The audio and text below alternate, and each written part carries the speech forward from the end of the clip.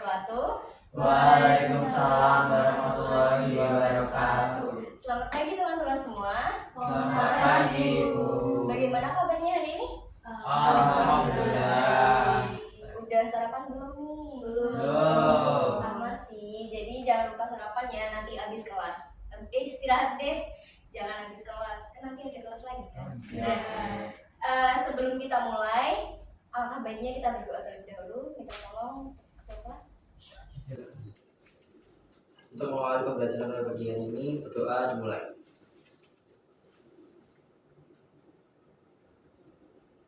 Doa selesai. Nah, hari ini kita akan memasuki materi mengenai korespondensi karena di pertemuan sebelumnya kita telah membahas mengenai dasar-dasar komunikasi kantor. Lalu hari ini kita akan membahas korespondensi. Sebelum memasuki pembelajaran materi, Ibu ada cerita nih.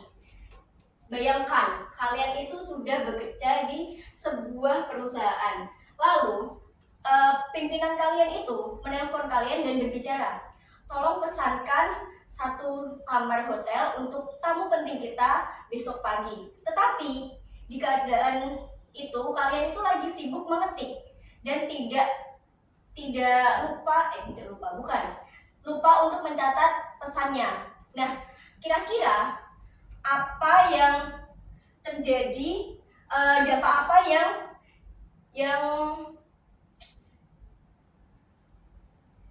ditimbulkan dari peristiwa tersebut? Ada yang mau berpendapat? Izin menjawab studi kasusnya. Jadi kita sebagai pegawai yang sedang ditelepon oleh atasan mungkin akan mengalami kesalahan informasi dan kita melakukan informasi yang salah karena kita tidak menulis. Jadi cuma sekedar mengingat saja. Ada pendapat lain?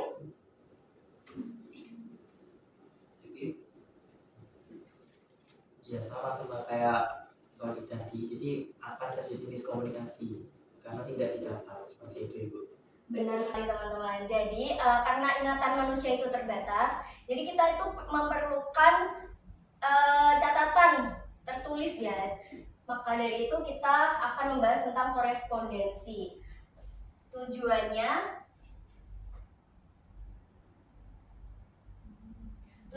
apa? Agar kalian itu dapat menganalisis konsep dasar komunikasi kantor serta memahami urgensi korespondensi atau komunikasi tertulis itu sebagai urat nadi operasional dan legalitas di perusahaan melalui kegiatan diskusi, interaktif, dan tanya jawab.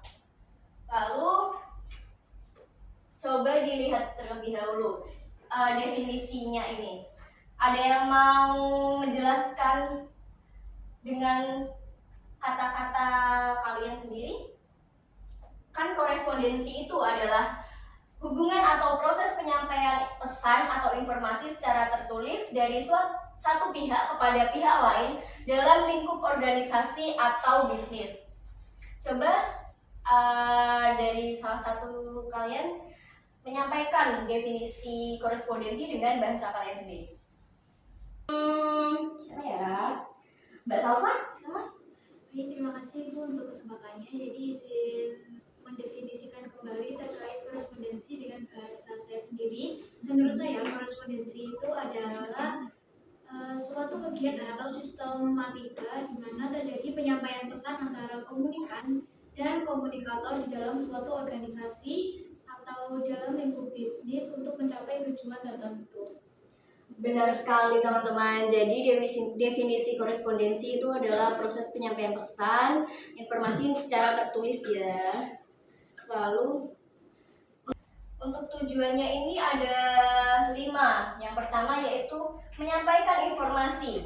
Karena tadi dari pengertiannya korespondensi itu adalah suatu penyampaian secara tertulis kepada pihak lainnya.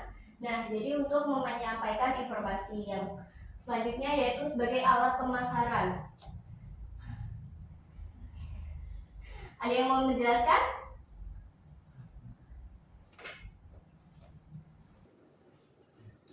menjawab Ibu. Boleh? Ini mohon maaf apabila salah ya Bu ya. Ya. Menurut saya pemasaran itu mungkin seperti surat penawaran seperti itu Ibu. Jadi korespondensi bisa dilakukan dengan surat penawaran, jadi menawarkan apa yang dijual oleh perusahaan tersebut, seperti itu mungkin, atau bagaimana? Betul sekali dari Mas Yogi. Tujuan dari alat pemasaran dan media promosi ini tuh mirip-mirip ya teman-teman, jadi saling berhubungan. Lalu tujuan ketiga yaitu bukti tertulis, karena misal di perusahaan tersebut ada pengecekan nih, jadi korespondensi atau surat bisnis itu digunakan untuk bukti sah tertulis seperti itu. Lalu media promosi dan relasi itu mirip-mirip seperti alat pemasaran ya. Lalu pengambilan keputusan itu misal ada surat masuk dari pihak luar, terus ditujukan kepada perusahaan kita dan pimpinan itu berhak mengambil keputusan apakah diterima atau tidak. Ada yang mau ditanyain terlebih dahulu? Kita lanjut ya. Kita memasuki jenis-jenis korespondensi kantor. Ada dua. Yang pertama berdasarkan sifatnya. Jenis korespondensi berdasarkan sifatnya itu ada tiga. Korespondensi dinas, korespondensi bisnis, dan korespondensi pribadi. Lalu berdasarkan ruang lingkupnya, yaitu ada internal dan eksternal. Ibu mau Mbak Manda buat menjelaskan perbedaannya apa? Oke, baik Ibu. Untuk yang di ruang lingkup internal itu kemungkinan mencakup pada jajaran komunikasi yang terjadi di perusahaan tersebut. Kemudian untuk yang eksternal itu menurut saya itu merupakan suatu komunikasi yang terjadi dengan pihak lain seperti yang sudah dijelaskan Mas Yogi tadi terkait alat pemasarannya. Ada yang setuju atau tidak setuju dari pendapat Mbak Manda? Setuju Ibu. Setuju semua ya, Ibu juga setuju.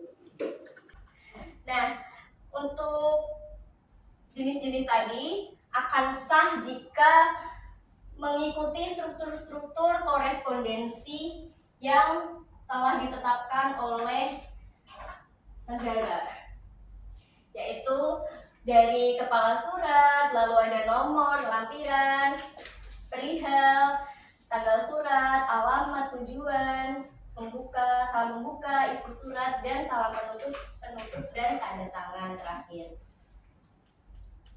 Nah, coba sebutkan tiga struktur yang paling penting di korespondensi.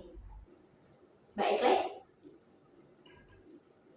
Nah, tiga dari struktur tadi. Kepala surat, Betul. berapa tuh Bu? 3. Tanggal surat sama alamat tujuan. Ya benar. Mbak Brenda, sebutkan 3 lagi, Mbak. Isi suratnya, kepala surat, Kalau sudah sudah. tanda tangan surat, Sama perihal suratnya. Betul sekali. Nah, kita masuki ke tepuk tangan lagi dong. Langsung saja kita memasuki penghujung acara, penghujung pembelajaran, yaitu kita akan menyimpulkan pembelajaran kita hari ini. Tadi kita udah membahas mengenai apa aja? Pengertian, tujuan, jenis, dan strukturnya. Betul sekali. Jadi kalian udah paham nih tentang korespondensi? Amin. Oke, alhamdulillah. Mungkin tidak usah dibaca ya, karena kita udah paham semua. Nah, mungkin cukup sekian yang Ibu sampaikan. Apabila ada perkataan dan perbuatan saat pembelajaran yang tidak mengenakan di hati kalian, Ibu mohon maaf. Kalian jangan lupa belajar ya. Untuk pertemuan selanjutnya nanti materinya akan Ibu share. Dan jangan lupa tetap membaca-baca buku LKS, buku paket. Jadi Cukup sekian yang dapat Ibu sampaikan. Terima kasih. Wassalamualaikum warahmatullahi wabarakatuh. Waalaikumsalam warahmatullahi wabarakatuh. Terima